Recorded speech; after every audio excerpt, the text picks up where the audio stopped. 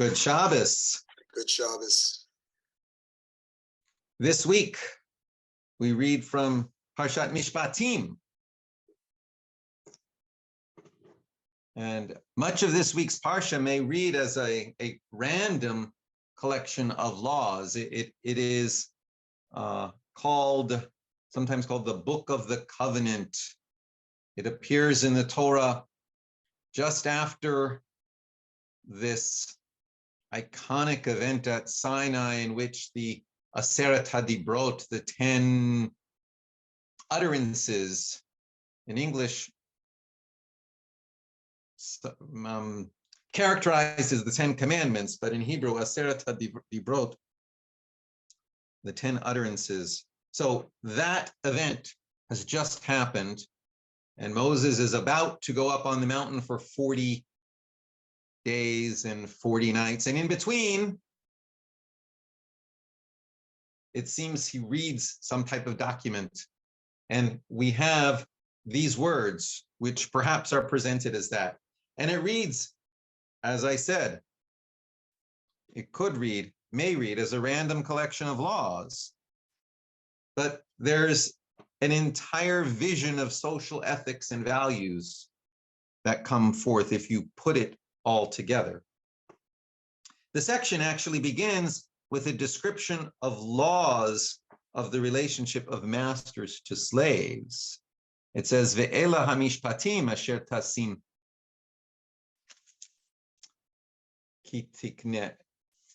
lifnehem. These are the mishpatim, the rules, which you shall place before them.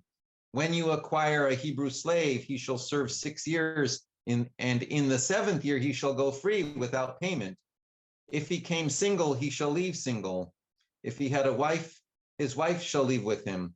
If his master gave him a wife, and she has borne him children, the wife and her children shall belong to the master, and he shall leave alone.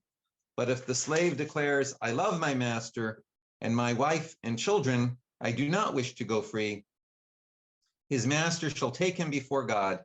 He shall be brought to the door or the doorpost, and his master shall pierce his ear with an awl, and he shall then remain a slave for life. Aside from the unusual use of ear piercing here, this in the scheme of ancient Near Eastern social values already is a step forward. We first need to point out that in a similar way, the entire covenant of the Jewish people begins with an account of being enslaved. We were slaves in Egypt, and then we move into liberation. And so this vision, this social vision, this collection of laws begins speaking about slaves. But the enslavement in Egypt is very different from this enslavement described in the Torah. In the Torah, the servitude described, which is translated here as slave, but it's eved, servitude. It is bonded servitude. This bonded servitude as a result of bankruptcy and destitution. Someone falls into bankruptcy, then they work off their debts. And in fact, are perhaps for 7 years are enslaved.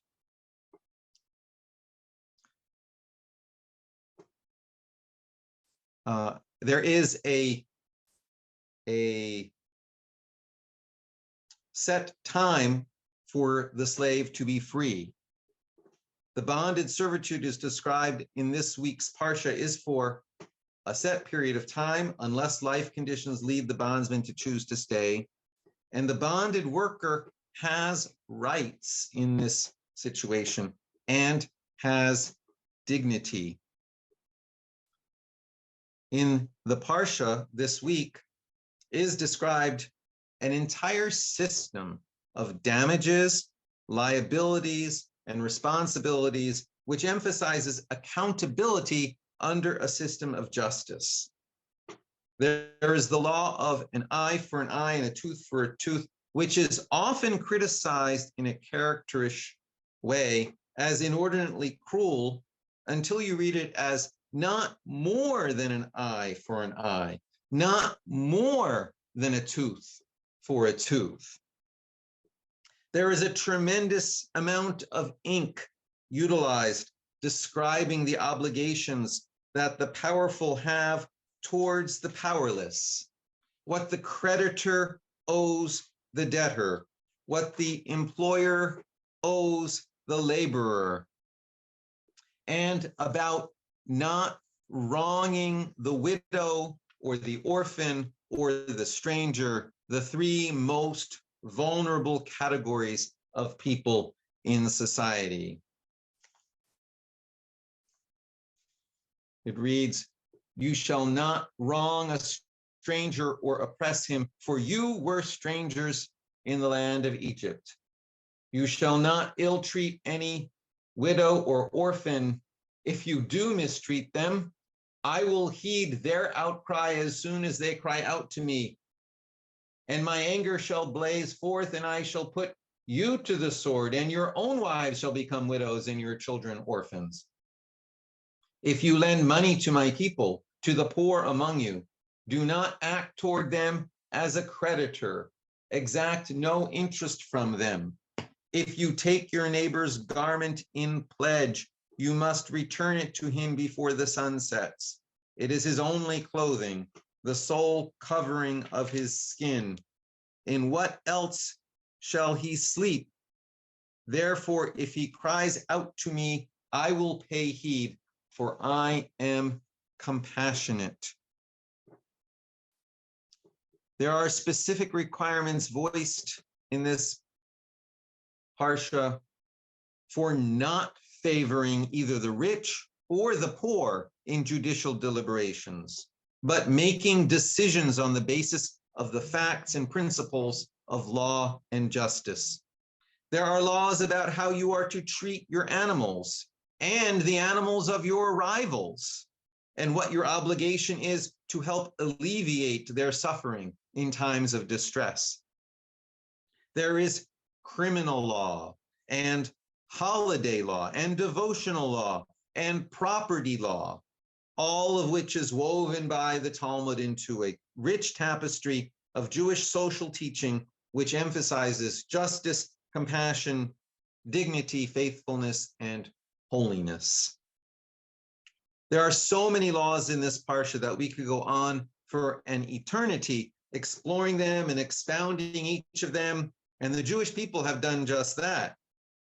But if we put them all together, we can gain so much more from exploring the depths of these laws when we realize that together they are describing the ethical nature of an entire society, a Jewish vision of a society, a Torah vision of a society that emphasizes justice, compassion, righteousness, and forgiveness, individual responsibility for the community and communal responsibility for the individual, human dignity, understanding for the needs of the moment, combined with honor for tradition. All of this together is a communal and societal translation of faithfulness to God and an expression and a teaching example of holiness. And yet, as I read this parsha, in light of events that I see going on today, I am struck by the idiocy, I will call it that, idiocy, other things I could call it, idiocy of some Jews and even Jewish authorities in our world who criticize those of us, especially those of us in the diaspora Jewish world, who insist that liberal values of social justice are part of Torah. There are Jewish authorities on our right who insist that most Jews of America and other parts of the diaspora have abandoned Jewish values and have replaced those values with modern liberalism. They say that in order to insult us and delegitimate us. and to insist that true Jewish values are those which teach that Jewish life is more important than other human life, that there is something lesser about the souls of non-Jews, such as would ideologically justify the systematic dismissal of civil rights, property rights, cultural rights, and the human dignity of others. They would argue that democracy is not a Jewish value, rather than being derivative of the Jewish value of human dignity, as I would argue. But instead, they would argue that democracy can be seen as an obstacle to the proper order of a legitimately Jewish state. They would overlook the Torah words in the Parsha, "V'ger lo tilchatz v'atem yadatem et nefesh hager, ki gerim haytem be'eretz Mitzrayim." You shall not oppress the stranger, for you know the soul of the stranger, for you were strangers in the land of Egypt. They would highlight the words in Leviticus, "V'ahavta l'reacha kamocha," meaning love your neighbor as yourself. They would highlight those words to mean love your fellow Jew as yourself, failing to cite that even if this is a plausible reading of the text, that only a few verses later, the Torah clearly states, "And the stranger too, you shall love them as yourself, for you were strangers in the land of Egypt." Theirs is a vision of Judaism that belongs in the medieval world, that comes out of the Middle Ages, when Jews were forced by the peoples around them to live in isolation and segregation and degradation. One can see why it would be hard to view non-Jewish authorities as fully human when they are actively oppressing you and claiming to do so in the name of their God. One can see how developing a self-view of spiritual superiority might be an act of spiritual resistance to the physical, social, and economic degradation inflicted upon you. But because it might be understandable in a state of oppression and powerlessness, that does not make it true or righteous, certainly not at a time where the call for the day is for everyone to model truth and righteousness based on a recognition of universal human dignity. I have not even spoken about those so-called religious Jews who then translate their attitude into action, who go so far as to attack, assault, and even murder those who they believe are standing in the way of some dastardly image of Jewish we glory. can't hear Carl. What?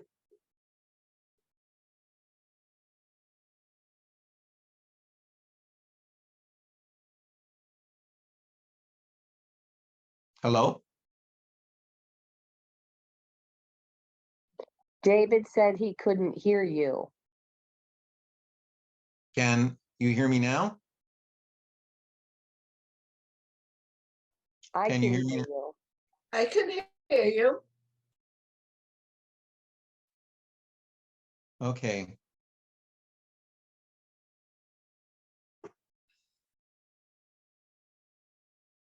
So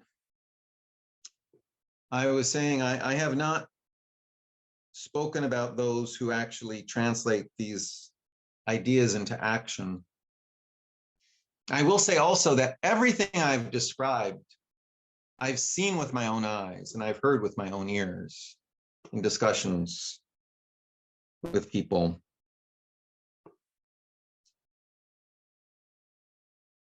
Now, I've not seen Jewish settlers attacking Palestinians, harvesting their own olive trees, but I've read about it many times.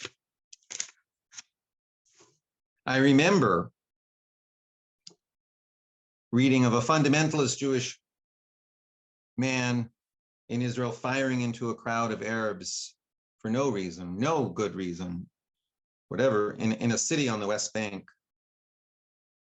Most of us will remember the Jewish doctor who murdered in cold blood 29 Muslims worshiping in the cave of Machpelah in Hebron on Purim, 1994. Back then, Prime Minister Yitzhak Rabin called him a foreign weed. But that assassin is a hero to today's right-wing religious nationalist Israeli Minister of National Security. And the right-wing religious nationalist Jew who murdered Yitzhak Rabin, which had something to do with the pumping up of a right-wing religious nationalist frenzy by Israeli politicians at the time, led by Benjamin Netanyahu.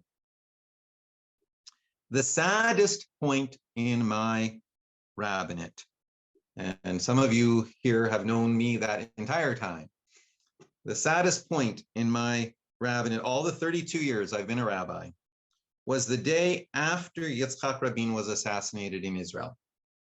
Here in Harrisburg, all our synagogue congregations came together in one place to lament and to protest what had happened.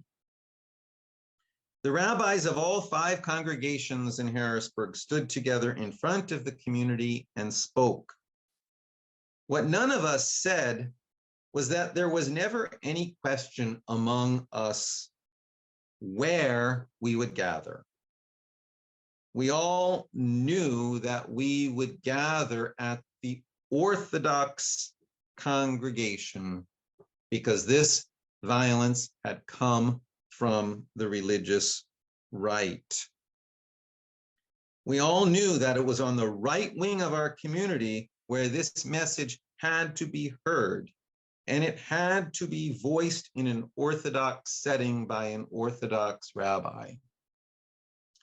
And Rabbi Schertz of blessed memory stood there with us in front of the congregation, and he said in a booming voice what needed to be said.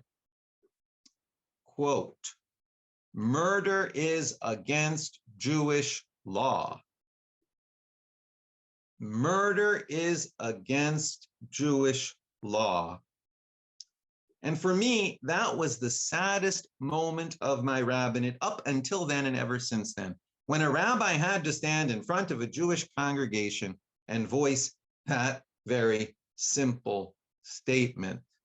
Murder is against Jewish law. A statement that you would think would never have to be said, but it had to be said. And it had to be said to the segment of the Jewish community that holds itself up as the example of what it means to be Jewish, and who have the audacity to call us inauthentic Jews. Read the Torah and understand its message for today. This narrow reading of Torah, this deep disregard of the place of others in God's world, has no place today. The contemporary world is too small for medieval religion. A world as small as our technology makes it needs religion of a much bigger heart, needs faith that can see the interconnectedness of all things and all people. A vision which these chapters we read this week points us towards. Today, Judaism, not only Israel, but Judaism is at an inflection point. As most of you know, Israel has elected and installed by a very narrow margin the most right-wing, most religious fundamentalist, most nationalist, and most anti-democratic government in its history. They are intent on stripping the courts of the ability to act as a check on governmental power in a system where the courts are the only check on governmental power. And they are working to undermine the power of the judiciary at the very moment that the prime minister himself is under indictment by that judicial system for corruption. Multiple protests numbering over 100,000 people have taken place in Israel's cities. The president of Israel, Officially, a non-political figure has spoken out, asking the government to create a dialogue around constitutional change and not simply allow a sliver of a majority to force change upon the entire constitutional structure.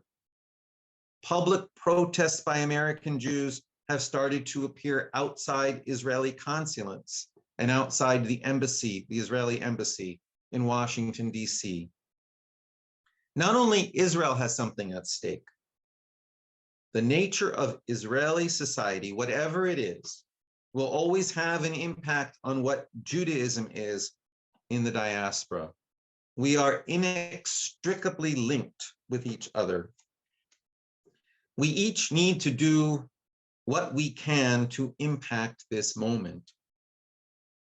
We together need to try to figure out what we can do in our own setting to be part of this response. The stakes are high and strike at the heart of our Torah. On one level, perhaps, the most important thing we can do, the most important first thing we can do as Reconstructionist Jews, is to know that Reconstructionism ultimately is about taking ourselves seriously as Jews, that we need to embrace who we are effectively as citizens of the Jewish people, and we need to understand how we are rooted in the Torah. And from the base of that understanding, we need to make our voices part of the general call for Jewish truth and righteousness based upon the columns of the Torah we read this week. At the end of each service, we recite the Aleinu l'shabeach v'adon hakol, in which we state that it is incumbent upon us to praise the Lord of all, and that in doing so, we hope for the day when the world will be repaired, and then God will be one, and God's name one. That is a call to action at the end of our prayers, a call for us to act and be the prayers that we have just concluded voicing. Let us hear the words we read from the Torah this week and find a way to act upon them. Shabbat Shalom.